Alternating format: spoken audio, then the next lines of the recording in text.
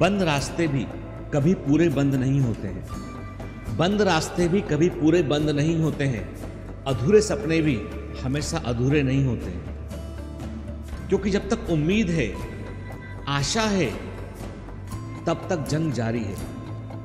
क्योंकि जब तक उम्मीद है, आशा है, तब तक जंग जारी है। हर जंग में हार नहीं होती है, हर जंग में जीत भी नहीं होती है। कुछ जंग बस जारी रहती है, कुछ जंग बस जारी रहती हैं पूरी उम्र, हर समय, हर कदम। और यही जीवन है और यही मूल्यवान है। तू बस लड़ और आगे बढ़, तू बस लड़ और आगे बढ़। बाकी सब समय पर ठीक होगा। क्योंकि ये वक्त का हिसाब है, क्योंकि ये वक्त का हिसाब है। खरा ही होगा, सच्चा ही होगा।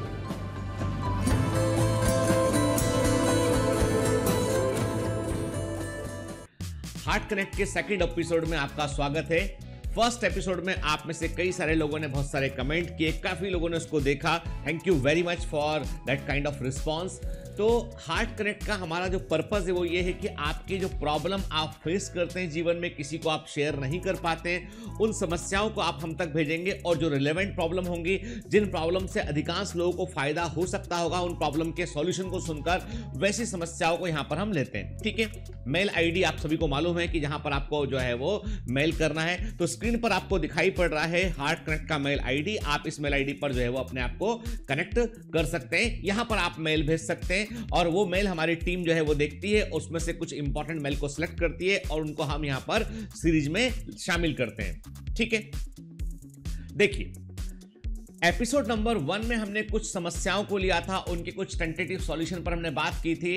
हो सकता है कि कई लोगों को वो सॉल्यूशन बड़े प्रैक्टिकल ना लगते हो, या उनको लगता हो कि सर के पास कोई चमत्कारी सॉल्यूशन इन चीजों का होगा। तो सच्चाई तो यह है कि चीजों के चमत्कारी सॉल्यूशन नहीं होते हैं, व्यक्ति चमत्कारी होते हैं।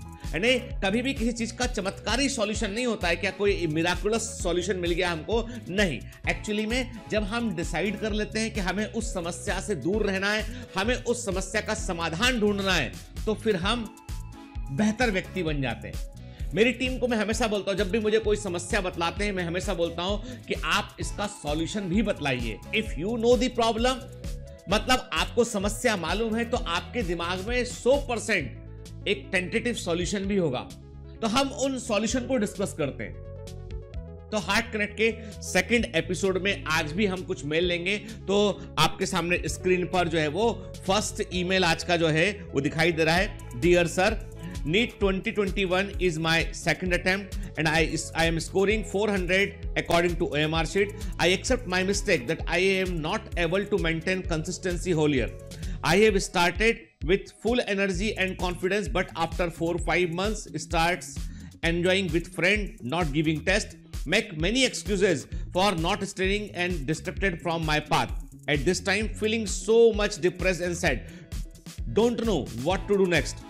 My one and only dream is to become a good doctor. Should I drop for one more year or try to do our best? देखिए, तो इस पहले ईमेल में जो है हमारे कमांडो ने लिखा है कि उसने जो है 2021 के लिए तैयारी किया, नंबर कम आ रहा है उसका, और उसने अपनी गलती को एक्सेप्ट किया कि कहां पर वो गलत था। सबसे अच्छी बात बेटा ये है कि तुमने अपनी गलती को पहचान लिया, पहचान कर मार्क कर लिया कि ये मेरी गलतियां थी, कि मैं दोस्तों के साथ मैंने वक्त ज्यादा बिताया, मैंने चीजों को गंभीरता से नहीं लिया, समय पर मैंने टेस्ट नहीं दिए, मैंने डीपीएस सॉल्व नहीं किए। गीतेंद्र सर या अमर सर या संजय सर जो है वो हल्ला करते रह गए, लेकिन हमने जो है वो ध्यान नहीं दिया उनकी बात पर, और हम अपने ही धुन में चलते रहे, और इसलिए परिणाम ये हुआ कि नंबर हमारे कम रह गए। सबसे अच्छी बात बेटा यह है कि तुमने अपनी गलती को पहचान लिया है। जब आप अपनी गलती पहचान लेते हैं तो आप उसको सुधार भी सकते हैं। यदि गलती पहचानने के बावजूद गलती को आप दोहरा रहे हैं तो आपसे बड़ा मूर्ख कोई नहीं है। कुछ ऐसे शब्द इस्तेमाल करूंगा मैं, है ना, समझ गए ना, कुछ ऐसे शब्द मैं इस्तेमाल करूंगा हार्ड कट सीरीज में जो आपको लग सकता है कि गीतेंद्र सर जो है वो अब तो जो है वो ऐसे वर्ड भी बोलने लगे, डांटने भी लगे। तो एक्चुअली में ये मैं दिल से कह रहा हूं आपसे कि देखो बेटा, यदि तुम गलती को पहचान लिए हो तो उस गलती को पहचानने के बाद अब उस प्रॉब्लम को जो है वो रेक्टिफाई करने की दिशा में आगे बढ़ो। कोई बात नहीं, 400 नंबर आया ना, आप थोड़ा इस साल अच्छे से मेहनत करेंगे। हम अटेम्प्ट का नंबर मत गिनिए क्योंकि आपने एक बार भी सीरियसली पढ़ाई नहीं किया है। अटेम्प्ट से क्या होता है, 10 अटेम्प्ट दे लीजिए आप, 9 बार आप सीरियस नहीं थे, 10वें बार आप सीरियस थे, आप एग्जाम में निकल गए। पहली बार में सीरियस हो गए तो पहली बार में एग्जाम में निकल जाओगे। ये बताइए कि कितने अटेम्प्ट आपके सीरियस अटेम्प्ट थे, कितने अटेम्प्ट आपके वास्तव में गंभीरता से आपने दिए। That matters a lot. उस चीज का मायना है बच्चे, उस चीज का ही तो मायना है कि आपने कितना अटेम्प्ट सीरियसली दिया। आप खुद कह रहे हैं कि हमने तो अपना डिस्ट्रक्शन में थे, हम नहीं पढ़ पाए, तो इसीलिए उन अटेम्प्ट्स को गिनकर डिप्रेस मत होइए। ये जरूर से कि रखिए कि यदि मान लीजिए आपकी प्रवृत्ति वैसी है कि आप जल्दी डिस्टर्ब हो जाते हैं तो take admission in BSc first year. कहीं बीएससी फर्स्ट ईयर में एडमिशन डाल लीजिए। कॉलेज से पहले ही बात कर लीजिए कि हमें बार बार कॉलेज नहीं आना पड़ेगा ना, क्योंकि हम साथ में नीट की तैयारी कर रहे हैं। कॉलेज को पता होना चाहिए ये चीज, तो कॉलेज फिर आपको परेशान नहीं करेगा और उसके बाद आप तैयारी कीजिए आपका, ताकि आपका साल भी खराब ना हो। ठीक है, क्योंकि देखो डिस्ट्रैक्शन जो है वो भी एक प्रवृत्ति है, यानी आप बार बार जो है चीजें लुभाती हैं और आप वहां दौड़कर चले जाते हैं, तो उससे बचना भी मुश्किल होता है। जो घटना एक बार होती है वो दोबारा बहुत रेयरली होती है। जो घटना एक बार होती है वो दोबारा रेयरली होती है, लेकिन जो घटना 2 बार होती है वो तीसरी बार जरूर होती है। जो घटना 2 बार होती है वो तीसरी बार जरूर होती है। ये कहां से लेके आया मैं, एक बड़ी फेमस बुक है पॉलो कोलो की, द अल्केमिस्ट। अल्केमिस्ट बुक में उन्होंने बड़ा अच्छा लिखा है कि कभी कभी आपके जीवन में कोई इंसिडेंस बुरा या अच्छा एक बार घटता है ना, तो दोबारा घटेगा इसकी पॉसिबिलिटी बहुत कम है। लेकिन यदि सेम टाइप ऑफ इंसिडेंस 2 बार घट जाता है, बुरा या अच्छा, तो तीसरी बार भी घटेगा, इसकी संभावना ज्यादा होती है। मतलब 2 अटेम्प्ट आपने, पहला दूसरा आपने वेस्ट किया है, तो तीसरा भी वेस्ट करोगे, इसकी पॉसिबिलिटी ज्यादा है। इसीलिए तीसरी बार अलर्ट रहो कि गीतेंद्र सर ने बोला है कि ये वाला अटेम्प्ट में मैं डिस्ट्रैक्ट हो सकता हूं, तो अपने आप को प्रूफ करना है कि तुम सही हो। इसलिए जो है इस बार पूरा दम लगा दो। समझ गए बात को, पूरा दम लगा दो, अपने आप को डिस्ट्रैक्ट। रोज लिखो 4 लाइनें कि आज मैं डिस्ट्रैक्ट नहीं हुआ हूं, आज मैंने पूरा ईमानदारी से प्रयास किया। एक डायरी में मेंटेन कीजिए कि यस, ऑनेस्टी डायरी बोलेंगे उसको हम, कि ईमानदारी की डायरी, उसको मेंटेन कीजिए। ठीक है, सब अच्छा होगा। चलिए दूसरा, आज का दूसरा इशू लेते हैं हम, काफी बड़ा सा मेल है ये। Good evening sir, I am your official commando from 2022 batch and read in class 12th। ठीक है, जैसा लिखा वैसे ही पढ़ रहे हैं हम। सर मैंने आज तक यही सुना था कि ज्यादातर फैमिली फाइट में पापा ही क्वारलसम और गुस्से वाले होते हैं, लेकिन सर मेरे साथ उल्टा हुआ है। मेरे पापा बहुत ही अच्छे हैं और वो मेरा बहुत ख्याल रखते हैं, पर सर मेरी मॉम बहुत झगड़ा करती है और वो किसी के साथ भी अच्छे से नहीं रहती है, चाहे वो पापा हो या फिर बच्चे या अदर फैमिली मेंबर। सर जब से मैं इस दुनिया में आई हूँ तब से मैंने उन्हें झगड़ा ही देखा है और वो कभी भी सही नहीं होती है। सर मैं सोचती हूँ कि काश मेरी मम्मी कभी सही होती और मैं उनकी साइड ले पाती, पर सर उनके झगड़े की वजह से हमेशा डिस्टर्ब रहती हूँ। और सर मैं जब पढ़ाई भी करती हूँ और उनके बारे में सोचने लगती हूँ और फिर मैं अपने आंसू को रोक नहीं पाती हूँ, और ऐसा अक्सर मेरे साथ होता है। सर मेरा हमेशा से किसी के साथ भी बॉन्डिंग अच्छा ही रहा है, चाहे वो पापा हो या फिर और फैमिली मेम्बर, या और मैं झगड़ा मैं ज़्यादा किसी पे गुस्सा भी नहीं करती हूँ सर, लेकिन मेरी बॉन्डिंग मम्मी के साथ ठीक नहीं है। मैं हमेशा कोशिश करती हूँ कि मैं उनसे भी अच्छे से ही व्यवहार करूँ, लेकिन वो ऐसा कोशिश करती ही नहीं है, लेकिन मैं ज़्यादातर इस कोशिश में कामयाब नहीं हो पाती हूँ। सर मुझे इस बात का गिल्ट रहता है, मैं हर किसी के साथ अच्छे से ट्रीट करती हूँ और जो मेरे लिए गॉड के समान होना चाहिए उनके साथ ही अच्छे से नहीं रह पाती हूँ। इसी बात का मुझे गिल्ट रहता है और मुझे ईश्वर इस गलती के लिए कभी माफ़ नहीं करेंगे, क्योंकि मैं यही चाहती हूँ कि जो बुरा है उसके साथ भी मैं अच्छे से रहकर दिखाऊं, क्योंकि अच्छे के साथ तो सब अच्छे से रह लेंगे। सर, मैंने आज तक अपने मन की बात किसी से शेयर नहीं कर पाई हूँ, क्योंकि मम्मी वैसी है ही नहीं जो अपने बच्चों की फीलिंग समझे, और पापा के साथ कह नहीं पाती हूँ। सोचती हूँ कि पापा ऑलरेडी इतने परेशान रहते हैं मम्मी की वजह से, और मैं भी अपने मन की बात कहूँगी तो वो टूट जाएंगे, इसलिए सर मैं आपसे अपनी बात कह दी हूँ। सर, उम्मीद करती हूँ कि आप तक मेरी बात पहुँचे, क्योंकि बहुत ही मुश्किल से मैंने पहली बार अपने मन की बात किसी से कह पाई हूँ, और आप ही मुझे कोई एडवाइस दें जिससे कि मैं इस गिल्ट और स्ट्रेस से बाहर निकल पाऊँ और अपने पापा और आपको प्राउड फील कराने का मौका दूं। लंबा सा मेल था जिसमें जो है एक बड़ी समस्या, जो घर घर की समस्या है, उसका जिक्र किया गया है, और ये प्रॉब्लम कई लोग कह देते हैं, कई लोग नहीं कह पाते हैं। One of the very common problem में से एक है। देखिए, पहला तो आपने कहा कि ज्यादातर आपका सोचना था कि पापा ही झगड़ा करते हैं, मम्मी या झगड़ा नहीं करती हैं, आपके घर में उल्टा है। पर मैं क्लियर कर दूं, ये पापा या मम्मी की बात नहीं है कि कौन झगड़ा करता है, ये पापा या मम्मी की बात नहीं है, ये इंसान की बात है कि कोई इंसान लोगों को टेकन फॉर ग्रांटेड लेता है या लोगों से ठीक से व्यवहार नहीं करता है। ये उस व्यक्ति की समस्या है। पेरेंट, चाहे मदर हो चाहे फादर हो, कोई भी हो सकता है, इसमें भाई बहन भी हो सकते हैं, रिलेटिव भी हो सकते हैं। कई लोग झगड़ालू होते हैं, ठीक है।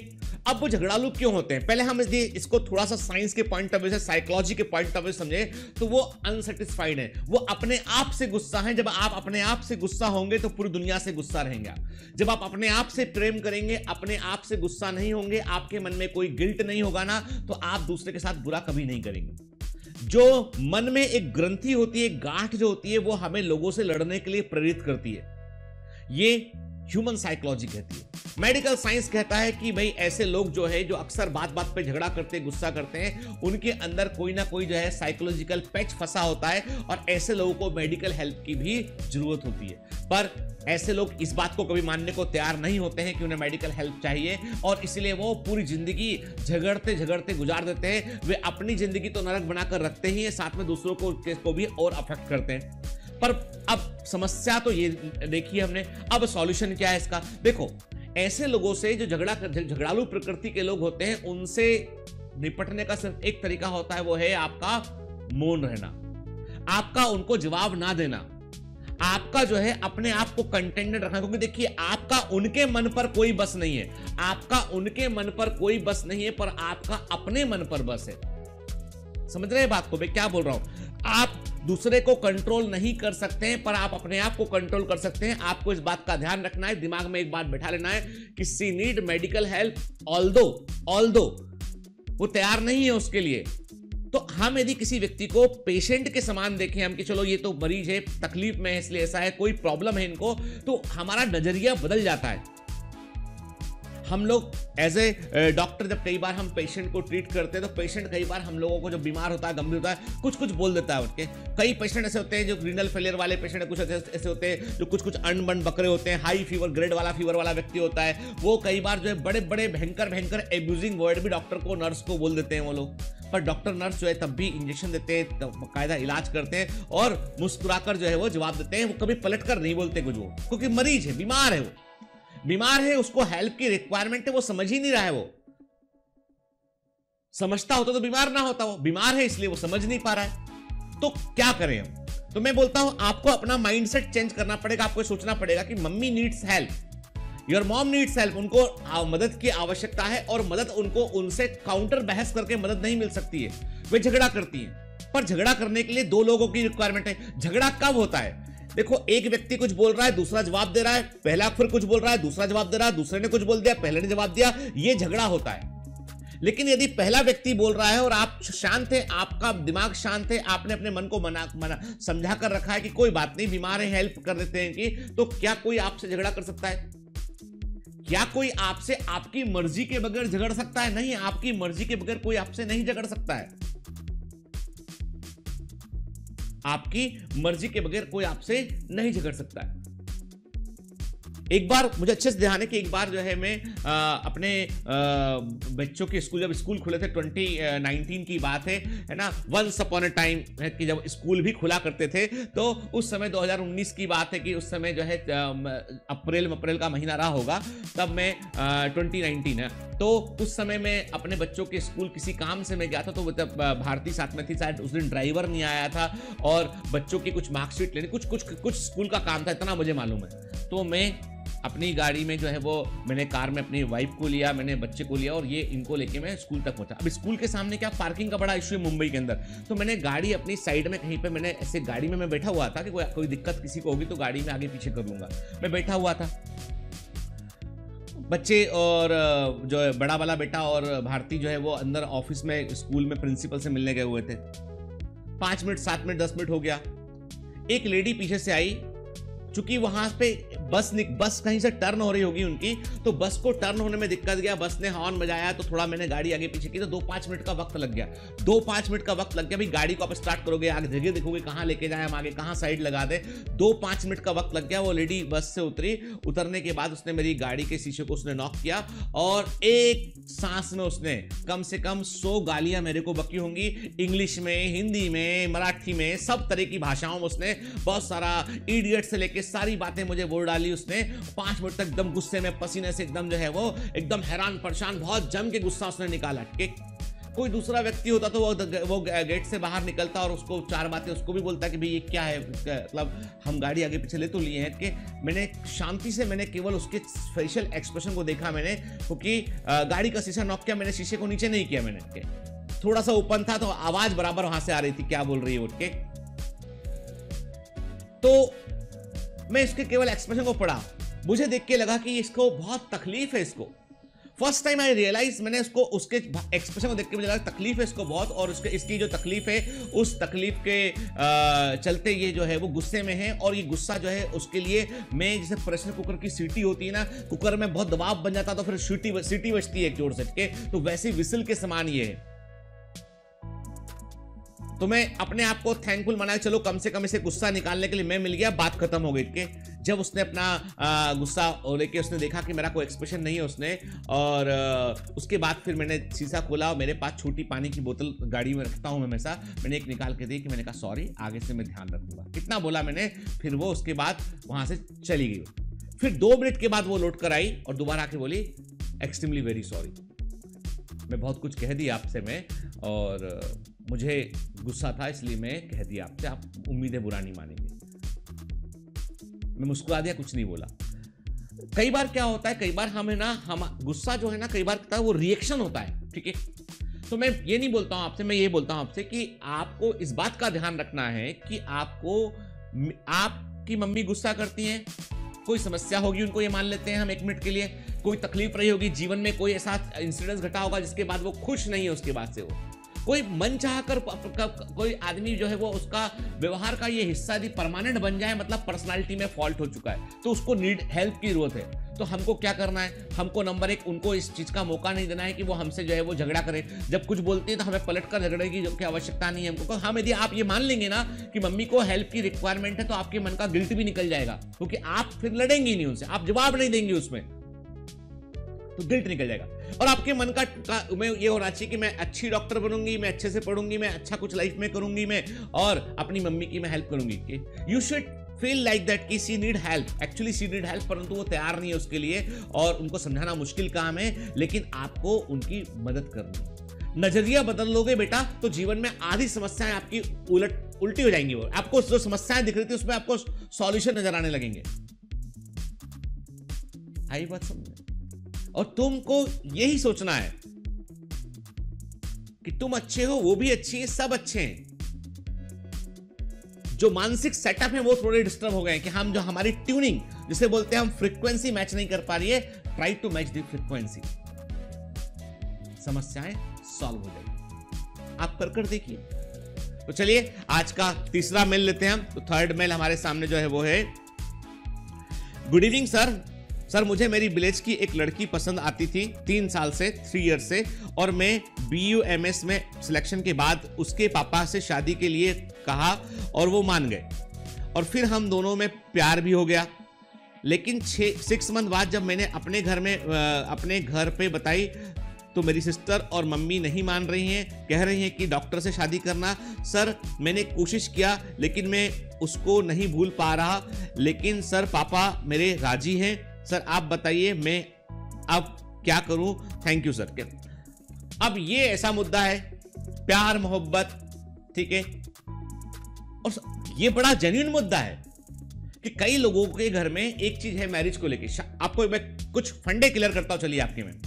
मैरिज को लेके, शादी को लेके एक पहली आदमी के दिमाग में ये बात बैठी हुई है कि शादी किस पोस्ट वाले व्यक्ति से करना है, किस इकोनॉमिक कंडीशन वाले व्यक्ति से करना है। ये लोग उसको बहुत तवज्जो देते हैं। जैसे यहाँ पे लिखा है कि वो लड़का BUMS कर रहा है और घर वाले बोल रहे हैं, मम्मी और बहन कहती कि शादी तुमको डॉक्टर से ही करना है। कि शादी व्यक्ति से करना है, डॉक्टर हो चाहे ना हो, इससे फर्क नहीं पड़ता है। शादी दो लोग, इंसान एक साथ रहते हैं मैरिज में, तो इसलिए व्यक्ति को देखिए, पद को मत देखिए, व्यक्ति को देखिए, बाकी चीजों को जो है वो सेकेंडरी रखिए, गौण रखिए। बाकी सब चीजें बाद में आती हैं बेटा, क्योंकि डॉक्टर हो ना डॉक्टर हो और मान लो झगड़ालू हो, पहले वाली समस्या देखी अभी हमने, डॉक्टर हो और झगड़ालू हो, झगड़ा घर में हो रहा हो, रोज का उठापटक हो रहा हो, तो क्या वो ठीक है?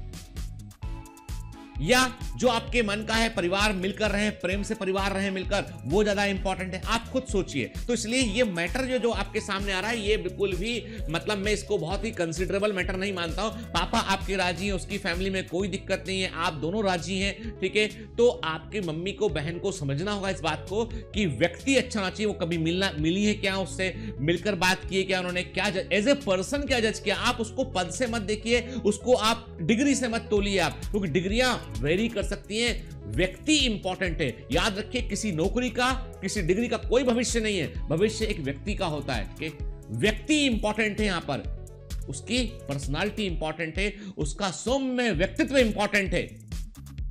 क्योंकि विवाह या मैरिज जो है कोई छोटा मोटा गुड्डा गुड़िया का खेल नहीं है कि आज है कल नहीं है। कि जो आप फिल्मों में देखते हो, असली जिंदगी में वैसा बड़ा पेनफुल होता है, बड़ा दर्दनाक होता है। तो आपको ये सोच समझ कर आगे बढ़ना होगा आपको, और इस बात को आपको समझना होगा कि हम पहले डॉक्टर देखें और फिर हम मैरिज के लिए लड़की से बात करें। उसकी बजाय हम पहले व्यक्ति देखें, हम अच्छा व्यक्ति है, दिल का साफ है, साथ चलने में, यानी आप सोचें कि आज आपको साथ अच्छा लगता है, आज के 15 साल 20 साल बाद भी आपको साथ अच्छा लगेगा, आपको ताउम्र साथ अच्छा लगेगा, आप एक दूसरे को बेहतर प्रकार समझ पा रहे हैं। इन चीजों को देखिए, पद को, डिग्री को बाद में रखिए।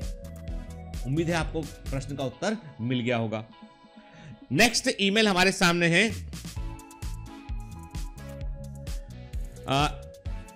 गुड आफ्टरनून सर आप हम सारे बायोमेंटर्स कमांडो के रोल मॉडल हो। सर मेरे बहुत सारे प्रॉब्लम हैं जिन्हें मैं क्वेश्चन के फॉर्म में लिखने की कोशिश की है। पहला क्वेश्चन है इनका, सर एक से ज्यादा करियर ऑप्शन होना चाहिए। सर बीएससी के साथ साथ नीट की प्रिपरेशन कैसे मैनेज करेंगे? खुद को हर दिन कैसे मोटिवेट रखें? सर फिजिक्स, केमिस्ट्री और बायोलॉजी को इक्वली लेकर कैसे चले? सर मैं बहुत ओवर थिंकिंग करती हूँ, कभी कभी तो मुझे खुद समझ नहीं आता है कि मैं क्यों एक ही टॉपिक पर इतना सोचते हैं। सर प्लीज अगर आपके पास थोड़ा टाइम हो तो मुझसे प्लीज एक बार बात कीजिएगा। मैं जब भी आपको देखती हूँ तो बहुत कॉन्फिडेंस हो जाते हूँ लाइफ में कुछ बड़ा कर दिखाने के लिए को, ठीक है। अब देखो, इस ईमेल में 3-4 क्वेश्चन उन्होंने किए हुए हैं। इसमें पहला क्वेश्चन तो उनका ये, क्या एक से अधिक करियर ऑप्शन होना चाहिए? देखो बेटा, ऐसा है, जब आप कोई भी करियर ऑप्शन को चुनते हैं और 100% डिवोशन से, पैशन से काम करते हैं तो वह मंजिल आपको मिल ही जाती है। जब आपने 12th में दिया आप हैं तो आप किसी और ऑप्शन के बारे में मत सोचिए। आपको नीट देना है तो नीट के लिए तैयारी कीजिए, आपके सिर्फ उसके बारे में। यानी फर्स्ट ड्रॉप तक आपको कोई दूसरे करियर ऑप्शन के बारे में नहीं सोचना है। एक बार 12th के साथ पूरे मन से एग्जाम देना है, फिर एक बार यदि मान लो नहीं होता किसी कारण से, रिपीट करते हैं आप, तो एक बार रिपीट करके जब फर्स्ट आपने जो नेक्स्ट अटेम्प्ट देंगे उसके लिए आप रिपीट ईयर में आप पूरे डिवोशन से नीट के लिए पढ़िए। और फिर भी नहीं होता है देन मैं बोलूंगा आपसे तब आपको एक सेफ्टी वॉल्व अपने पास रखना है। सेफ्टी वॉल्व का मतलब है एक ऐसा ऑप्शन जो आपके लिए गौण है, इस समय इंपॉर्टेंट नहीं है पर वो कहीं ना कहीं सेफ्टी प्रोवाइड कराए, सीट बेल्ट के समान, कार के सीट बेल्ट के समान। वो है बीएससी में एडमिशन डाल लीजिए, ऐसे कॉलेज में डालिए कि यहाँ पे रेगुलर आपको ना जाना पड़े, आपकी पढ़ाई डिस्टर्ब ना हो, ताकि पैरेलली बीएससी आपकी हो रही हो, क्योंकि जो आप पढ़ते हैं वो बीएससी में भी काम आता है। ठीक है, जो नीट की तैयारी करते हैं वही सेम कोर्स ऑलमोस्ट बीएससी का है, ज्यादा बड़ा कोर्स नहीं है। पास होने तक हमको ध्यान रखना है उसका, ताकि हमारा ग्रेजुएशन पैरेलली हो रहा हो और ये एग्जाम निकल गया तो बीएससी छोड़ के हम एमबीबीएस में एडमिशन जाकर ले लेंगे, तो आप कर सकते हैं इसको। और ये देखो आप मैनेज कौन नहीं कर पाता, जैसे अब आपने बीएससी के लिए आपने देश के सबसे अच्छे साइंस कॉलेज में एडमिशन ले लिया, आपने देश के सबसे अच्छे साइंस कॉलेज में बीएससी का एडमिशन ले लिया है, तो पढ़ना पड़ेगा भाई, वहां पर आप नीट की तैयारी नहीं कर पाएंगे। तो यदि आपको नीट के साथ साथ बीएससी में एडमिशन लेना है तो सबसे बड़े कॉलेज को चुनिए, ऐसे कॉलेज को चुनिए जिस कॉलेज से आपको ऑथेंटिक डिग्री मिलती हो, कम से कम कॉलेज जाना पड़ता हो, और तो ही आप जो है वो डमी कॉलेज बोल सकते हैं इसको हम। ठीक है, वो चुनिए, देखिए आसपास कौन सा कॉलेज है, क्योंकि जब आप कॉम्पिटिटिव एग्जामिनेशन की तैयारी कर रहे होते हैं, मान लीजिए भगवान ना करे कि मान लो नीट में सिलेक्शन नहीं हुआ, अब बीएससी कर रह गए, तो उसके बाद तो एमएससी के लिए आपको एंट्रेंस एग्जाम देना पड़ता है, और दोबारा एंट्रेंस देना पड़ेगा, तो वहां पे सब कॉलेज कौन से कॉलेज से क्या ये मैटर नहीं रखता है, क्योंकि बीएससी के लेवल पर नौकरी नहीं मिलती है, नौकरी मिलती है पोस्ट ग्रेजुएशन के लेवल पे। आगे बढ़ते हैं, पोस्ट ग्रेजुएशन के लेवल पे आप यूपीएससी की तैयारी करना चाहते हैं तो वहां पर भी आपकी बीएससी कहां से की इसका फर्क नहीं पड़ता है, फर्क पड़ता है कि कॉम्पिटिटिव एग्जाम में कितने नंबर लेके आप आए। तो इसलिए बीएससी के कॉलेज को उतना तवज्जो मत दीजिए जब तक आपका साइंस में ही इंक्लिनेशन नहीं है आपका, तब तक तो तैयारी आप कर सकते हैं। कि अपने आप को कैसे मोटिवेट रखें, अब अपने आप को मोटिवेट तो रखना पड़ेगा कि सोचो कि आज के 5 साल बाद तुम कहां खड़े हुए, सोचो कि आज के 10 साल बाद तुम कहां खड़े हो, 10 साल बाद जहां पे तुम हो उसी भीड़ का हिस्सा बने रहोगे, या पड़ोस के व्यक्ति को आपको देखकर यदि पड़ोस के अड़ोस पड़ोस के लोग या आपकी गली के लोग आपको नमस्कार ना करें, आपके आने पर आपसे मिलने को बेताब ना रहे, तो क्या अचीव किया भला। अरे सबसे पहले तो पहचान बनती गली मोहल्ले में, अपने आसपास के लोगों में बनती पहचान। जंगल में मोर नाचा किसने देखा, आप अमेरिका जाके लोग आपके स्वागत कर रहे हैं, यहां पे कोई पूछ नहीं रहा, तो किस काम का है वो। तो आपको इतना तो अचीव करना पड़ेगा, ये तो सोचना पड़ेगा कि 10 साल बाद हम कहां पे स्टैंड करते हैं, कहां तक पहुंचते हैं। मोटिवेशन इससे बड़ा और क्या हो सकता है कि एक दिन खुद की गाड़ी, खुद का घर, खुद का सब कुछ, मान सम्मान होगा, इससे बड़ा क्या मोटिवेशन हो सकता है। हमें किसी चीज को खरीदने के पहले सोचना नहीं पड़ेगा, हर चीज हमारे एक्सेस में होगी। क्या चाहिए, लाइफ इटसेल्फ है मोटिवेशन, जीवन खुद में एक मोटिवेशन है। हर दिन हम आगे बढ़ते हैं, वो अपने आप में एक मोटिवेशन है। खुद को मोटिवेट कैसे रखूं, अरे अपने आप का, अपना भविष्य देखो कि हम आने वाले सालों में हम कहां होंगे, गोल डिसाइड कीजिए, वो आपको हमेशा मोटिवेट करेगा कि आपको वहां तक पहुंचना है, आगे बढ़ना है आपको। फिजिक्स, केमिस्ट्री, बायोलॉजी कैसे मैनेज करें, अब देखो ये तो मैनेज करना पड़ेगा आपको, कि आपको मैंने पहले भी कहा है, जो तैयारी कर रहे हैं उन बच्चों के पास में पढ़ने, सोने और खाने के अलावा चौथे काम का कोई वक्त नहीं है, कि आप पढ़िए, सोइए, खाइए, और जो है वो रूटीन काम करने के अलावा आपके पास 1 साल के लिए मनोरंजन सारे बंद है आपके, आप 1 साल के लिए डूब जाइए, जमकर मेहनत कीजिए। कहते हैं ना, मरे बगैर तो स्वर्ग भी नहीं मिलता, मरे बगैर तो स्वर्ग भी नहीं मिलता है। तो मतलब स्वर्ग पाने के लिए, सफलता पाने के लिए आपको उस कष्ट की प्रक्रिया से गुजरना पड़ेगा। हीरे को जब तराशते हैं ना तो बहुत कष्ट होता है। हीरा यदि बोल पाता डायमंड तो बोलता कि क्यों नोचे दे रहे हो मेरे को, यहां से भी मेरे को नोच दिया तुमने, यहां से भी काट दिया मेरे को, यहां से भी घिस दिया मेरे को। लेकिन डायमंड जो है वो जब वो तराशने के बाद बाहर निकलता ना, उसका कीमत कई गुना बढ़ जाता है। तो तराशने की प्रक्रिया हमेशा कष्ट से भरी होगी, और जिस प्रक्रिया में कष्ट नहीं मिल रहा है ना, समझना चमक भी नहीं आने वाली। जब तक रगड़ेंगे नहीं ना तो चमक नहीं आएगी। तुम यदि कंफर्टेबल जोन में, तुम्हें कोई रगड़ नहीं रहा है, तुम रगड़ा रहे नहीं रहे हो वक्त के साथ में, तो तुम्हारी चमक कभी नहीं आएगी। और तुम रगड़ा रहे हो, तुम जो है कष्ट से प्रक्रिया से गुजर रहे हो, तो मानकर चलो कि तुम चमकोगे, सिर्फ तुम ही चमकोगे, सबसे सफेद, सबसे सुनहरे। चलिए अगला मेल और लास्ट मेल लेते हैं आज का हम।